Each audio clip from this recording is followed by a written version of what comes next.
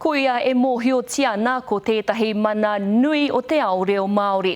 Kua roa e whakapau kaha ana ki te whakarauora i te reo Māori, nāna hoki te kura reo tuatahi i whakatū me te āwhina hoki a ngā pūtea tautoko a te kāwana e 30 tau ki muri.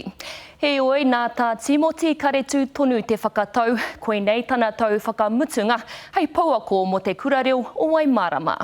I kōrero ia ki a Hania Douglas mō ngā rerekētanga kua kitea i ngā tau, me ngā wero kei mua tonu i te aroaro kia ora tonu ai, te reo Māori.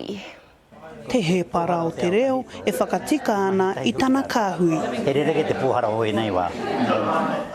Ki te kore he waia pūpora a Nikau ko Tangiweto. Ki te kore he waka o mea ko Tangiweto. He rite tonu te whāngai a Timoti Karetu i te reo i enei kura i roto i ngā tau. Hei tāna kei te rangona ngā hua. Ko te reo kei te kaha te kōrerotia, kei te kaha te puto o te reo, kei te kaha ki te haramea te tangata ki te ako. Kau e waihui e nei hei taura whaenga mā kouta. Noho ana ia hei toihau tuatahi i te taurawhiri o te reo, ka whakatū ia i te kura reo ki roto i aia ki Waimarama. Ko ia te mōrehu o te kāhui kaiako o taua wā. Ko mātou te puari tuatahi o te taurawhiri, ko mātou ngā kai whakaaku i te kura tuatahi. Ara ko hau, ko kātarina, te hei kōko mataira, ko anita moke o roto o tainui, ko tō tātou minita, ko tākingi i haka, me te pāka tau ki te rei hālau, kuira mātou te kāhui kai whakaako i te kura tuatahi. Ana ko te pūte iahu tonu mai i te pūte āke a te taurawhiri, no muri noa mai ka haramai ngā moni a te kāwanatanga. Engari kuira mātou i ngā kura tuatahi e toru taupia mātou ko mātou ngā kai whakaako, ka tīmatu te nui haere mai o te tāngata, ka matau ki te tiki atu ni e tahi o te kai whakaako, ana ka nui haere, ana ko tai ki tēnei nui o te neke atu te rūrau tāngata kei konei i tēnei o ngā kura. Kua puta kē i te tupu anei, te wero e ki ana nā ngā iwi i mate ai te reo. Kia tai au taku kata te kuku. Nā ngā iwi te reo i mate ai.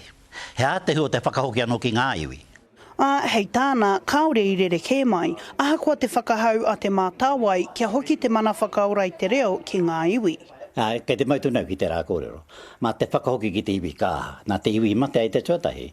Nā rere mena e whakaati mai ana te iwi ai e kahana i te whakaora. A kāti, tukuna. E ngana ko te nuingo ngā iwi he kōrori pahawa kuira anō iho. Ko te whakatutuki tā rātau i ki ai kore ana e tutuki. Nā rere ka mate a rātau tamariki te haramai ki e nei mo mōkura. Ana ko ngā kai whakaako no ngā iwi ka tō te motu. No rere kau e tangiwata mai ki au ki te ngaro o tau reo ake a iwi. Karoki koe i te whakaako.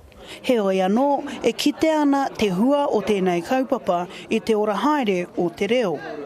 Hei te pōnei, tuai te kaupapa whakanui i te 30 tau o te kura reo o Waimarama. Hania Douglas, Te Karere.